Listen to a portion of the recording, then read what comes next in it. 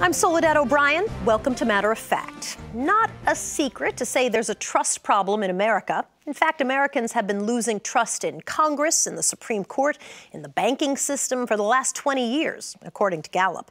That's ushered in a new era GOP strategist Bruce Mehlman calls permissionless. It basically means gatekeepers are going and political outsiders don't need the blessing of the establishment to win elections. Mehlman produces a quarterly report on the political climate of the country. He says there are some downsides to bucking establishment. It's nice to have you. Your quarterly report is absolutely fascinating. I mean, Thank you. I can't believe I'm saying this. It is a riveting read. People don't say that about PowerPoint right? very often. Not very often, but it really is. So in the 8 of the 10 federal election cycles, 2010 to 2018, there was change. People voted in change. Why do people want change so much? In the 10 elections between 1960 and 1978, 3 saw the party in power in the White House, House, or Senate change. The next 10 elections, it was 4.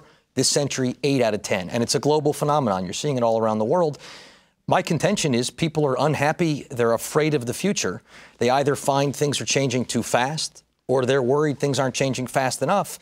And we're in an era where people have decided they're not just going to wait. They're going to speak out. They're going to step out.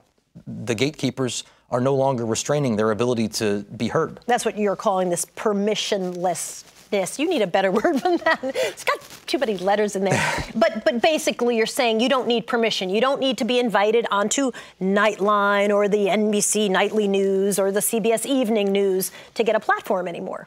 Well, the media is a great example where if you go back even to 1972, the most trusted person in America was a journalist, was Walter Cronkite. Fast forward to today, everybody's got a podcast. Anybody can publish whatever they want, whether it's on Medium or Facebook. The worry is Cronkite informed. Increasingly, we follow those who already agree with us, who affirm.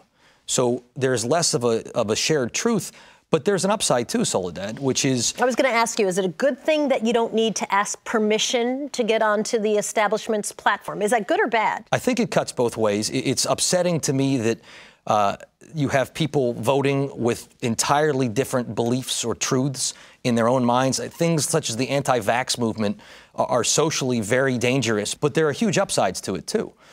The Black Lives Matter movement, the Me Too movement wouldn't have happened but for victims' ability to speak out uncontrolled by the gatekeepers who, as it turns out, were often culpable in some of these things. Think about the Ice Bucket Challenge.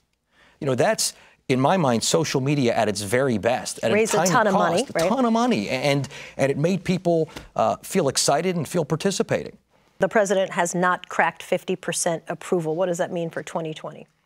You know, the old rules of political gravity seem to be out the window.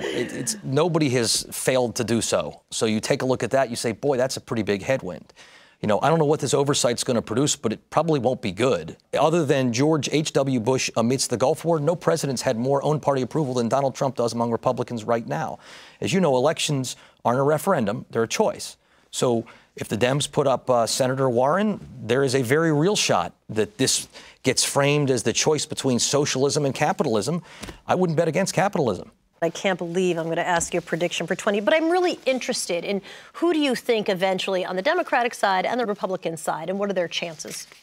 Well, on the Republican side, if the president wants to be the nominee, they've never kicked out an incumbent president who wants to. He's got some challenges and challengers. If President Trump seeks the re-election, you know, the biggest testing of that was former President Teddy Roosevelt against Taft. Taft held it. He was the sitting president. Reagan in '76 against sitting President Ford. Sitting President Ford won. So the Republican side, unless President Trump decides he's walking away, is probably President Trump. Although you've got all these investigations, that's a big asterisk, I think. The president has 90% approval rating, according to Gallup, among Republicans after 25 weeks.